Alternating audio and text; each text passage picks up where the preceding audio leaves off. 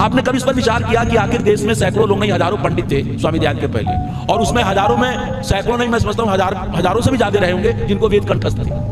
आपने विषय आज का रखा वैदिक राष्ट्र। वेद जिनको कंठस्थ थे वो क्या कर रहे थे? वो तो वैदिक राष्ट्र की बात क्यों नहीं सोचे पंडित?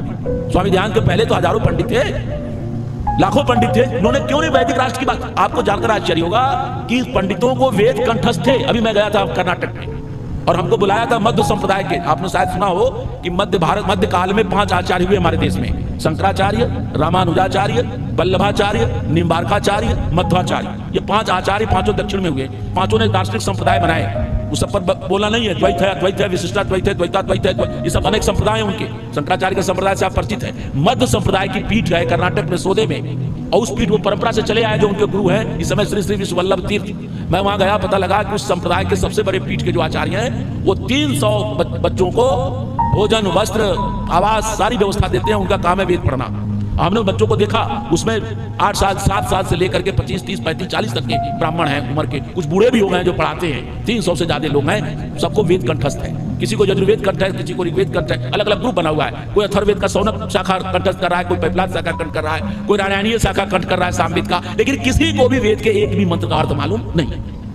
वेद में क्या लिखा है पता ही नहीं, मंत्र कंठ है। इसका परिणाम क्या हुआ? जब जहाज पंचम राजकुमार आए, वहां के विक्टोरिया के पुत्र बनारस में आए, उसमें देश गुलाम था, तो बनारस में काशी नगरी में उनकी बग्घी पर उनको बैठ के सवारी निकाली गई काशी में, प्रिंस को देखने के लिए। प्रिंस माने ब्रिटेन का, लंदन का प्रिंस राजकुमार आया था।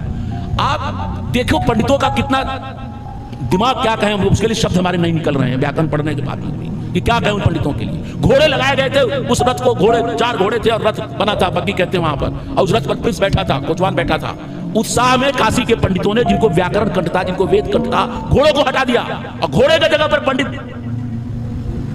जुट गए और 10-12 पंडित, 4 घोड़ों के बदले 12-13 पंडित जोत के ले गए। सारे जनता फूल बरसा रही थी, पंडितों पर कम, उन प्रिंस पर ज्यादा।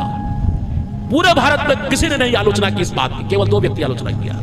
एक लाहौर आर्य समाज का प्रधानमंत्री लाला साईं दास, उसने अखबार में लिखा, ये बड़े शर्म की बात है कि काशी नगरी जो धर्म की नगरी कही जाती है, वहां वेद के पंडित और शास्त्र के पंडित वो प्रिंस का घोड़ा हटाकर घोड़ा बनकर जुट रहे हैं। इस देश में इससे बड़ी खराब स्थिति क्या हो सकती है? और दूसरा व्यक्ति आलोचना करने वाला था तो सावरकर था, स्वतंत्र वीर विनायक दामोदर सावरकर। इसने कहा इससे बड़ी दुखद बात क्या हो सकती है?